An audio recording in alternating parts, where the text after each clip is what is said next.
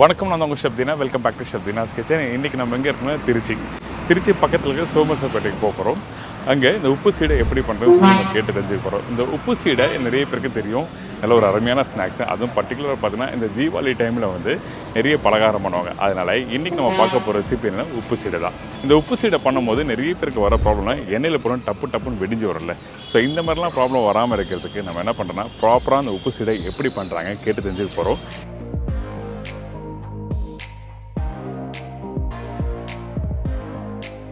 இந்த ரெசிபி நம்மளுக்கு சொல்லித்தரவங்க யார் கேட்டால் திருமதி தங்கம்மாமி. இவங்க தான் நமக்கு வந்து அந்த கை முறுக்கு சொல்லி கொடுத்தாங்க. ஸோ அவங்கக்கிட்டே போய்ட்டு நம்ம கேட்டு தெரிஞ்சுக்க போகிறோம். இப்போ மாவு ரெடி ஆகிட்டான்னு நம்ம பார்க்கலாம். இப்படி வந்தால் மாவு சரியான பதம், மாவு வறுத்தாச்சுன்னு அர்த்தம். ஸோ இந்த மாதிரி கோலம் போடுறது. ஆமாம். ஓகே. உதிரியாக ஈரமாக இருந்ததுன்னா உங்களுக்கு இது வராது. சரி, இதுதான் விஷயங்கள்.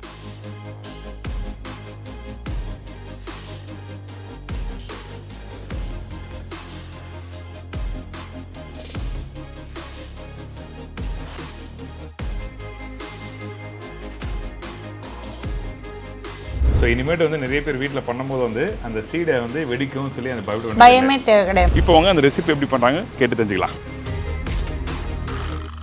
வணக்கம்மா.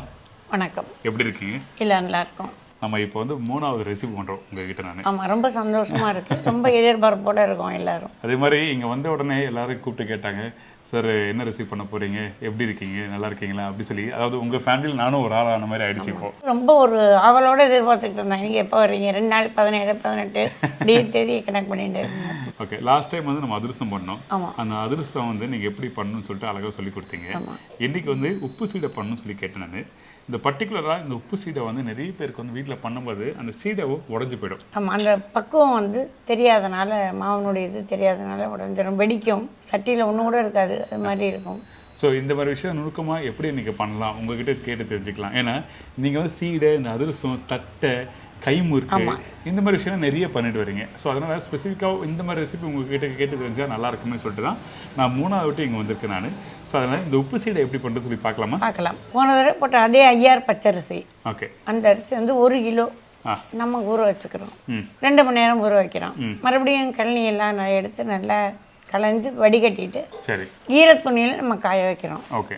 லேசாக ஒரு அரை காய்ச்சல் ஓகே காய வச்சு மிஷினில் நம்ம அரைச்சிட்டு வரோம். ஓகே. இந்த அரிசி காய வைக்கிற பக்கம் வந்து நீங்கள் பாதி காய வைக்கணும்னு சொன்னீங்களா? அதாவது கொஞ்சம் ஈரப்பதம். ஆமாம், ஈரப்பதம் வரும். அந்த ஈரப்பதம் நல்லா காய வச்சா என்ன ஆகும்? நல்லா காய வச்சா வறுக்க முடியாது. ஓகே. கொஞ்சம் அந்த இது ஈரப்பதம் இருந்தால் நம்ம வறுக்கிறதுக்கு நல்லாயிருக்கும். நல்லாயிருக்கும். இப்போ இந்த அரிசி ஊற வச்சுட்டு காய வைக்கிறோம், அதுக்கு பிறகு நம்ம என்ன பண்ணுறோம்? மாவு மிஷினில் போய் அதை அரைச்சி கொண்டு வரோம். ஓகே. நான் சின்ன குவான்டிட்டி பண்ணுறேன், அந்த டைமில் வந்து வீட்லேயே வந்து நம்ம வந்து அரைக்க முடியுமா? நைஸாக அரைக்கலாம், மிக்சிலையும் அரைச்சிக்கலாம். மிக்சியில் அரைச்சி ஜலிச்சிக்கலாம். சரி, ஓகே. அதுக்கு பிறகு நம்ம என்ன பண்ணுறோம்? உளுந்தம்பருப்பு வறுத்து அதை வந்து பொடி பண்ணணும். ஓகே. கடலைப்பருப்பு, ஜீரகம், இந்த ஐட்டங்கள்லாம் சேர்க்க இந்த பொருட்கள் எல்லாம் வச்சுருக்கேன். அதாவது உளுத்தம்பருப்பு, தேங்காய், கடலைப்பருப்பு, வெண்ணெய், சீரகம், கருப்பெல்லு, உப்பு வச்சுருக்கீங்க. எந்த எண்ணெயில் வறுத்தா நல்லா இருக்கும்? நிறைய தேங்காய் எண்ணெய் தான் போடுறோம். தேங்காய் எண்ணெய் தான். ஏன்னா ரீஃபண்ட் ஆயில் வறுத்தவும் நல்லா, சில பேர் நிறைய பேர் வறுப்பாங்க இருக்கும். ஆனால் தேங்காய் எண்ணெய் வந்து அந்த வாசனை வந்து இருக்கும். ஸோ அதனால தேங்காய் எண்ணெய். ஆமாம். கடலைப்பருப்பு அதேமாரி 1 மணி நேரத்துக்கு முந்தி ஊற போட்டுக்கிறோம். ஓகே. அதாவது இந்த மாதிரி நல்லா ஊற வச்சு எடுத்து வச்சிடறோம். ஓகே. இந்த மாதிரி. ஆமாம். ஸோ இன்றைக்கி வந்து இந்த சீடெல்லாம் விட்டுட்டு இருக்காங்க. எத்தனை கிலோ மாவு பண்ணுறாங்க இன்றைக்கி வந்து அவங்க வந்து ஒரு 30 கிலோ பண்ணுவாங்க. 30 கிலோவா? 2 சட்டி போட்டிருக்கோம். ஓகே. இந்த ஃபங்க்ஷன் எப்போ? ஃபங்க்ஷனில் ஆர்டர் தான். இந்த தீபாவளிக்கு சீடை நிறைய பேர் பண்ணுவாங்க. ஆமாம், எல்லா பலகாரங்களுமே தீபாவளிக்கு வந்து வாங்குறாங்க. இந்த உப்பு சீடை பண்ணுறதுக்கு மாவு அரைச்சி நம்ம எடுத்துன்னு வந்தாச்சு மாமிஷனில். அதுக்கு பிறகு நம்ம என்ன பண்ணுறோம்? இப்போ அந்த மாவை நம்ம வறுக்கணும். சரி, ஓகே. அதுக்கு முன்னாடி இந்த ரெசிபிக்கு தேவையான பொருட்கள் என்னன்னு பார்த்தலாம். நம்ம பார்த்துடலாம். ஓகே. இப்போ எத்தனை கிலோ சீடை பண்ண போகிறோம்? இப்போ நம்ம வந்து வீடுகள் உபயோகத்துக்காக நம்ம சொல்லி கொடுக்க போகிறோம். ஓகே. 1 கிலோ அரிசி. 1 கிலோ அரிசிக்கு வந்து நம்ம தேவையான பொருட்கள் வந்து 150 கிராம். இதுக்கு வந்து உளுந்தம்பொடி, வறுத்து அரைச்ச உளுந்தம்பொடி, வறுத்து அரைச்ச உளுத்தம்பருப்பு பவுடர், 100 கிராம் கடலைப்பருப்பு, தேங்காய் வந்து ஒரு 100 கிராம் திருவுண்ண தேங்காய், பெருங்காயம் 1 டீஸ்பூன், எள்ளு 1 டீஸ்பூன், ஓகே. ஜீரகம் அதே மாதிரி 1 டீஸ்பூன், ஓகே. வெண்ணெய் வந்து 200 கிராம். 1 கிலோக்கு 200 கிராம் வெண்ணெய். சரி, ஓகே. தேவையான அளவு உப்பு. தேங்காய் வந்து நம்ம வீட்டிலனா நம்ம 1 லிட்டர் கூட போடுவோம். ஓகே. ஃப்ரை பண்ணுறதுக்கு தானே. இப்போ அரைச்சி நம்ம கொண்டு வந்திருக்கிற மாவை இப்போ தட்டியில் போட்டு வறுக்கிறோம். எதுக்காக வறுக்கிறோம்? ஈரமாக இருக்கக்கூடாது. ஈரமாக இருந்தால் தான் வெடிக்குது. எவ்வளோ போட போகிறோம்? இங்கே நிறைய மாவு இருக்குது. ஒரே 1 கிலோ தான் நம்ம எடுக்கிறோம். ஓகே, இப்போ இதில் போடலாமா? படியில் அளந்து நம்ம 1 கிலோ போடலாமா? சரி, ஓகே. அளந்து போடுறதும் ரொம்ப முக்கியம் இல்லை? முக்கியம், ரொம்ப முக்கியம். சில பேர் வந்து அப்படி தூக்கி போடுவாங்க. இல்லை, அதெல்லாம் இந்த மாதிரி இதுக்கெல்லாம் சரியாக வராது. அந்த மெஷர்மெண்ட் அதுதான் வரும். ஓகே, நீங்கள் வீட்டில் ட்ரை பண்ணும்போது நாங்கள் சொன்ன மெஷர்மெண்ட்டை வச்சு வீட்டில் ட்ரை பண்ணி பாருங்கள், கரெக்டாக இருக்கும். நல்லா வாஷ் பண்ணி பவுடர் பண்ணி எடுத்து வச்சுருக்காங்க. காய வச்சு எடுத்து வறுக்கிறதுக்கு வச்சுருக்கோம். இப்போ இந்த வறுக்கிற பக்குவம் என்ன மாதிரி இருக்கணும்? வறுக்கிற பக்கம் வந்து ரொம்ப வறுக்கணுங்கிறது கிடையாது. ஓகே, லேசாக செவந்தா போதும். அதாவது நம்ம இப்படி எடுத்து போட்டோம்னா கோலம் போடுற மாதிரி வரணும். சரி, ஓகே. கோலம் போடுற பக்குவத்தில் மாவு வரணும். ஆமாம். சரி, ஓகே. இதே வந்து நான் ரொம்ப நல்லா வறுத்துட்டேன்னா அப்போ என்ன ஆகும்? வறுத்துட்டு கலர் நல்ல சிவப்பாக போகும், அவ்வளோதான். ஸோ ஆனால் சீடை வரும், சைடை வரும். ஓகே. கலர் மாறாமல் இருக்கணும். ஆமாம், கலர் லைட்டாக வறுக்கணும். அதே டைமில் அந்த டேஸ்ட் வந்து நல்லா இருக்கணும். ஓகே. இதில் சில பேர் இந்த டால்டாலாம் போடுறாங்களே, அதெல்லாம் போடுவாங்களா? போடுறதில்ல. டால்டாலாம் போட்டால் வெடிச்சு போகும், அதெல்லாம் சரியாக வராது. ஓகே. இந்த இனிப்பு பலகாரம் வேறு என்ன பண்ணுறீங்க?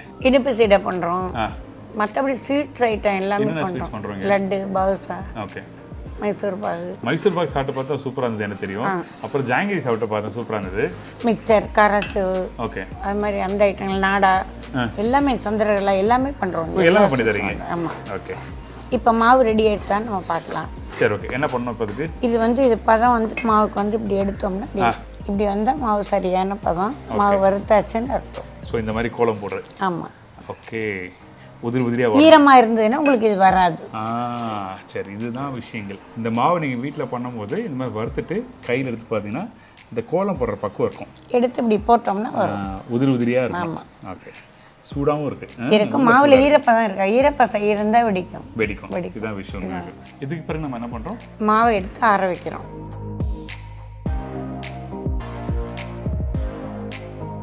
இப்போ இந்த மாவு வந்து இந்த நல்லா மாவு வந்து சூடாறிடுச்சு, அப்புறம் ஆற வச்சுட்டோம்.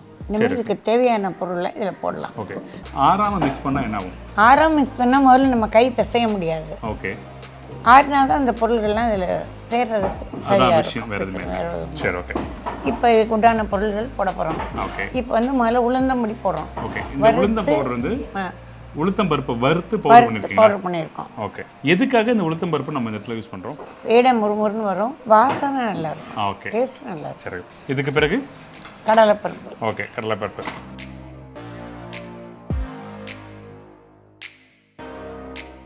இப்போ கடலைப்பருப்பு போட்டிருக்கோம். அடுத்தது எள்ளு. எள்ளு கொஞ்சமாக போட்டால் கொஞ்சம் ஒரு 5 கிராம் மாதிரி கொஞ்சத்துக்கு இப்படி உள்ள எள்ளு இருந்தால். Okay, okay. அதுக்கப்புறம் சீரகம். இந்த சீரகம்லாம் வறுத்த சீரகம் தான் போடணுமா? இல்லை, பச்சை சீரகம். ஓகே.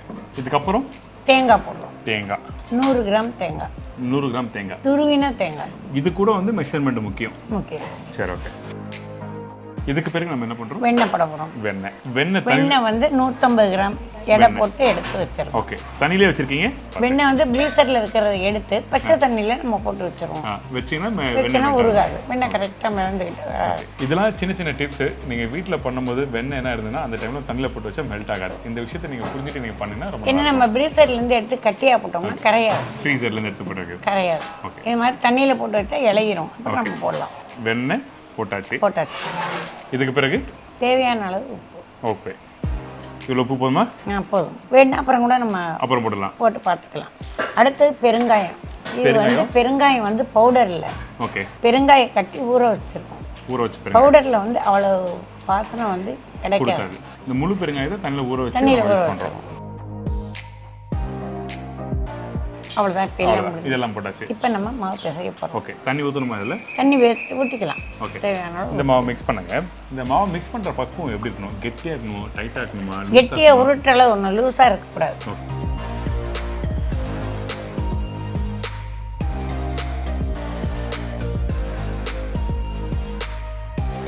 இது வறுத்த மாவால் தண்ணி இழுக்கும். ஓகே.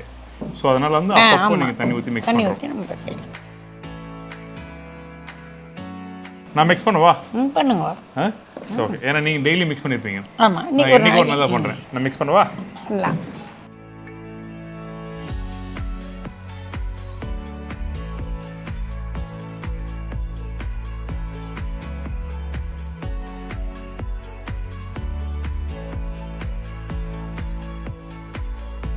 இந்த பக்கம் போதுமா? போதும். இப்போ மாவு வந்து கரெக்டாக எடுத்து ஆனால் உப்பு மட்டும் நம்ம பார்த்துக்கலாம். ஓகே, வாயில் போட்டு பார்த்துக்கலாம். ஸோ நம்ம வந்து மிக்ஸ் பண்ணி முடிச்ச பிறகு வந்து உப்பு நம்ம செக் பண்ணிக்கலாம். செக் பண்ணிக்கலாம். ஓகே, செக் பண்ணி பாருங்க. வேணும்னா போட்டுக்கலாம். ஓகே, உப்பு இப்போ கரெக்டாக போதும். இப்போது மாவு நல்லா மிக்ஸ் பண்ணிட்டேன். உப்பு கம்மியாக இருந்ததுன்னா வெறும் உப்பு போடுவாங்க, தனியாக மிக்ஸ் பண்ணி போடுவாங்களா? மிக்ஸ் பண்ணி கிடையாது, வெறும் உப்பே போடலாம். போட்டு மிக்ஸ் பண்ணால் மிக்ஸ் ஆகிடும். மிக்ஸ் ஆகிடும். சில பேர் சொல்லுவாங்க இது மாதிரி மாவு மிக்ஸ் பண்ணி முடிச்ச பிறகு வந்து உப்பு வந்து நம்ம கல் உப்பு போடலையே. ஓகே, ஸோ அதனால் அப்படியே தூள் உப்பு தான் போடுறோம். கல் உப்புன்னா நீங்கள் அப்படியே போட்டால் சரியாக வராதுங்கிறதுனால ஊற வைப்போம். ஓகே, இது தூள் உப்பு தானே. இதுக்கப்புறம் நம்ம என்ன பண்ணுறோம்? நம்ம சீடை உருட்ட போகிறோம். எண்ணெய் வைக்க போகிறோம். எண்ணெய் காயறதுக்குள்ளே நம்ம உருட்டிக்கிறோம். இப்போ அந்த உருட்டுற பக்கம் எப்படி? உருட்டது ஒன்றும் இல்லை, நம்ம கையில் எடுத்து உருண்டையாக அப்படி உருட்டோம். உருண்டை சில பேர் சொல்லுவாங்க நல்லா உருட்டணும் அப்படிலாம் இருக்குது சொல்லுவாங்க. நல்லா உருட்டணுன்றதெல்லாம் இல்லை, இப்படி மிக்ஸ் பண்ணாலே போதும். அதாவது பேசிக்காக பார்த்தீங்கன்னா வெடிக்காமல் இருக்கணும்னா வறுக்கணும். மாவை வறுக்கிறது தான். மாவை வறுத்தாலும் என்ன பண்ணாலும் மாவெல்லாம் சலிச்சு வச்சுக்கணும். வறுத்துட்டு அப்படியே நம்ம போட முடியாது, மாவு சலிச்சு தான் எடுக்கணும். ஈரத்தோட இருந்தால் வெடிக்க ஆரம்பிச்சிடும். சரி, ஓகே. இந்த தட்டில் நம்ம மாவு உருட்டி வைக்க போகிறோம். ஓகே. வீடுகளில் இது மாதிரி தட்டெல்லாம் இருக்காது. சரி, நம்ம பண்ணுறோம் இருக்கு. அவன் என்ன பண்ணலான்னா துணியில் துண்டுலையோ போட்டுட்டு உருட்டி அப்புறம் காஞ்ச பிற்பாடு ஒரு தட்டில் எடுத்து எண்ணெயில் போடலாம். ஓகே. எதுக்காக மாதிரி ஈர துணியில் போடுறாங்க? தட்டு உங்கள்கிட்ட எல்லாம் இருக்காது, இது மாதிரி பரவலாகவும் இருக்கும். ஓகே. காயும் கொஞ்சம் காயும், உருட்டி போட காயும், ஈஸியாக இருக்கும். அது இல்லாமல் இந்த தட்டில் போடும்போது நம்ம ஈஸியாக கொட்டுறதுக்கு ஈஸியாக இருக்கும். ஸோ அதான் விஷயம். ஒரே சைஸாக இருக்கணும். ஓகே. பெருசாக இருந்தால் வேகாது.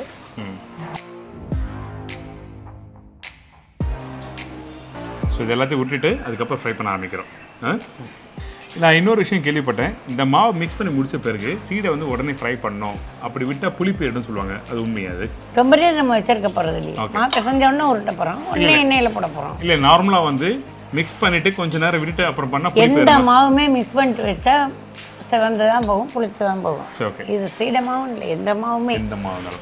ஸோ இந்த மாதிரி பலகாரம் பண்ணும்போது மாவு மிக்ஸ் பண்ண உடனே நீங்கள் வந்து வீட்டில் உடனே வந்து ரெடி பண்ணி முடிச்சு ஃப்ரை பண்ண ஆரம்பிச்சிங்க. முறுக்கு மாவாக இருந்தாலும் கூட நம்ம பண்ண உடனே இப்போ புளிஞ்சிடணும். Okay okay okay. செஞ்சு வச்சுருந்தோம்னா நேரம் ஆக ஆக புளிப்பு தட்டிடுவோம். சரி, ஓகே, நல்ல விஷயம்.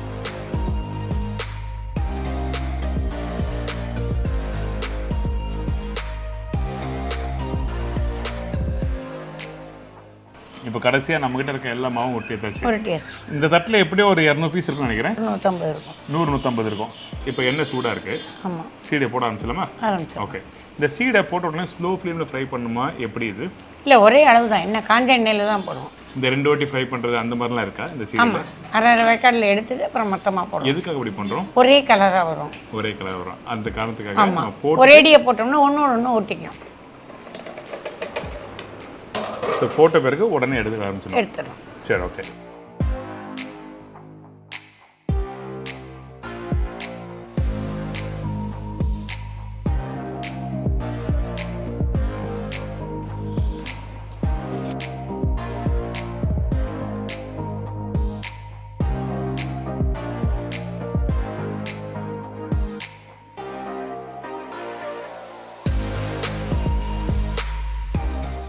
போட்ட உடனே அது உதிரி ஆயிடுது. எண்ணெய்க்குள்ளே போட்ட உடனே எல்லாம் தனித்தனியாக வந்துடும். ஓகே.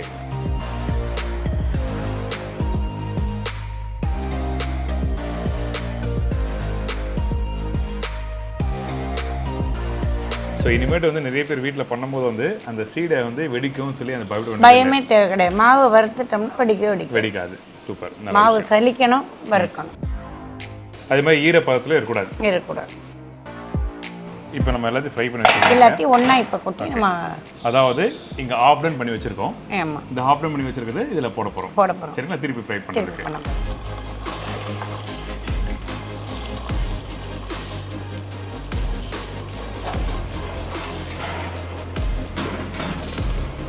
போட்டு நல்லா பொங்குது.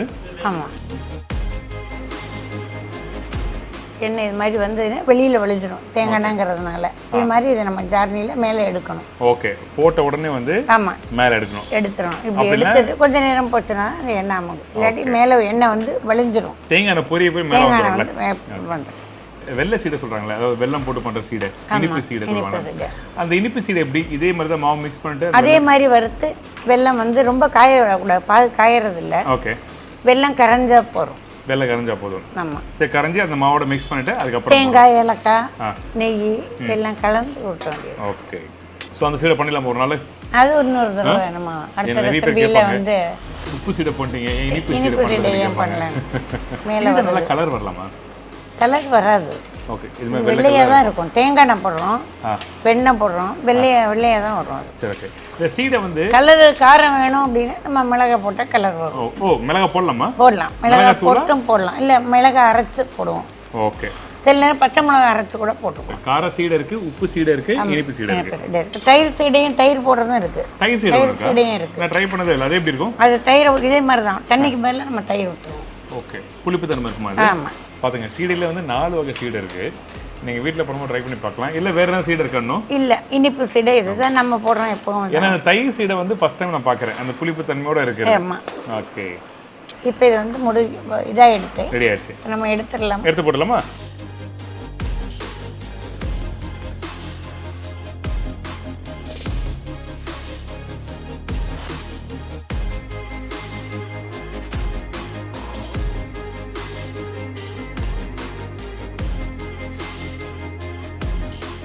ஃபைனலாக வந்து இந்த உப்பு சீடை எப்படி ரெடி பண்ணுறது நீங்கள் அழகாக சொல்லி கொடுத்துருங்க. இந்த உப்பு சீடை ஒன்றோட உடவே இல்லை. அது மட்டும் இல்லை, கையில் தொடலாம் பார்த்தா ரொம்ப சூடாக இருக்குது. சூடு ஆகட்டும், அப்புறம் உங்கள் கையில் எடுத்து காமிக்கிறேன். இது வந்து வீட்டுக்கு நம்ம போடுறது இப்போ சொல்லி கொடுத்தோம். ஓகே. அதாவது இன்னைக்கு 1 கிலோ பண்ணுறதுக்கு 1 கிலோ. பின்னாடி எத்தனை கிலோ பண்ணிட்டு இருக்காங்க? அவங்க வந்து 30 கிலோ. 30 கிலோ சீடை பண்ணிட்டு இருக்காங்க. ஓகே.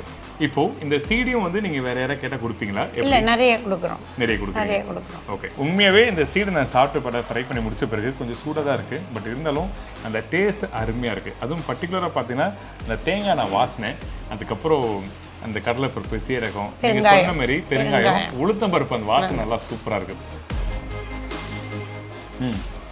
கிறிஸ்பியாக முறுமுறுன்னு வரணும்னு சொல்லி அழகாக சொல்லி கொடுத்தீங்க. அந்த வறுக்கிற பக்குவமாக இருக்கட்டும், அரைக்கிற பக்குவமாக இருக்கட்டும், அதுக்கப்புறம் மாவு மிக்ஸ் பண்ணுற பக்குவம். ஸோ இந்த மாதிரி நுணுக்கங்கள் நிறைய பேருக்கு தெரிஞ்சால் மட்டும்தான் வீட்டில் பண்ண முடியும். நீங்களும் கண்டிப்பாக ட்ரை பண்ணி பார்க்கலாம். இந்த மாதிரி அருமையான ஒரு ரெசிபி வந்து இன்றைக்கி மேடம் சொல்லி கொடுத்துருக்காங்க. உங்களுக்கு நீங்கள் வீட்டில் ட்ரை பண்ணும்போது இந்த ரெசிபி பண்ணுறதுக்கு டைம் இல்லைன்னா நீங்கள் கண்டிப்பாக உங்களை காண்டாக்ட் பண்ணலாம். நம்மளது வந்து பெரியாண்டவர் கேட்ரிங் ஸ்நாக்ஸு 9443203742 9944119823. ஓகே. மிக்க நன்றி. இந்த தீபாவளிக்கு எல்லாரும் வந்து வீட்லேயே வந்து பலகாரம்லாம் ட்ரை பண்ணோம். அப்படி பண்ண முடியாதவங்க வந்து ட்ரையும் பண்ணி பார்க்கலாம், வாங்கி பார்க்கலாம். ரொம்ப ரொம்ப நன்றி. ரொம்ப நன்றி. எல்லாருக்கும் அட்வான்ஸ் தீபாவளி வாழ்த்துக்கள். நல்ல விஷயம். நம்ம சேனலில் நிறைய பலகாரம் போட்டு வரோம். அதோட லிங்க்கும் நான் கீழே கொடுத்துருங்க, ட்ரை பண்ணி பார்க்கலாம். அதாவது மணப்பாறை முறுக்கு, அதுக்கப்புறம் அதிரசம், மதுரை மீனாட்சி அம்மன் கோயில் புளியோதரை, இந்த மாதிரி அழகான ரெசிபிலாம் நம்ம பண்ணது, ட்ரெடிஷ்னலாக பண்ணுற ரெசிபிலாம் லிங்க் கொடுத்துருக்கேன். ட்ரை பண்ணி பாருங்கள். உங்களுக்கு எதனா டவுட்னா கண்டிப்பாக கேட்கலாம். இதே மாதிரி இன்னொரு ரெசிபியை சந்திக்கிறேன். நன்றி, வணக்கம். See you, bye-bye. Take care.